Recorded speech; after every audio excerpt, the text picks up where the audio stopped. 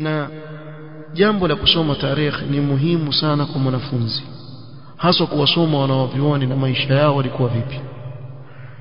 Katika faida, miongoni mwa faida ambazo mwanafunzi hupata akisoma tarehe ya wanawavyuoni waliopita, mwanzo atajijua kadri ya nafsi yake. Wakati mwingine mwanafunzi akisoma na shetani hufanya kazi yake, akajiona amepitia marhala fulani, akafikiria amefika, akawa yopatwa na ghurur na kibri, akajiona pale alipofika yuko juu sana. Na hili latokea mara nyingi kwa wanafunzi ambao ndio waanza kutafuta ilmu. Basi akaona amepitia kitabu hiki yashafika. Sasa kuondoa hili jambo, chukua kwa mfano tarehe ya Imam al-Bukhari, nenda kasome, utajiona wewe ni mdogo sana, yani huna chochote. Ukisikia mfano wa Imam al-Bukhari na namna alivyokuwa akihifadhi na namna alivyokuwa akisafiri katika kutafuta ilmu na namna alivyoipata ilmu yake, utajiona wewe huna chochote. Itakusaidia katika kuzuia ile ghurur na kibri katika nafsi yako sana. Kwa ukisoma tarehe ina faida nyingi sana ndani yake. Kadhalika wapata faida ya kuwaiga wale wanaovioni waliopita, walikuwa vipi katika kutafuta kwao ilmu,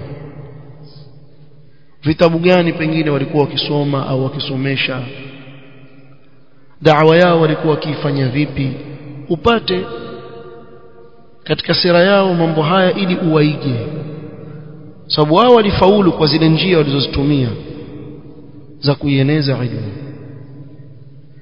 Kadhalika anayesoma tarehe yajua cheo cha wanawavyuoni. Leo waweza kumwona mtu akimzungumza mwanawachuoni, amzungumza kama ni mtu rika lake, yani mtu wa kawaida.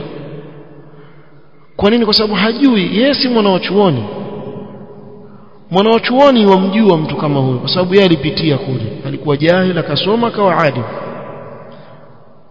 Lakini huyu ambaye yuko chini hamjui mwanawachuoni, hawezi kujua, sababu hajawahi kuwa mwanawachuoni kisha akashuka akawa jahil, haiwezekani.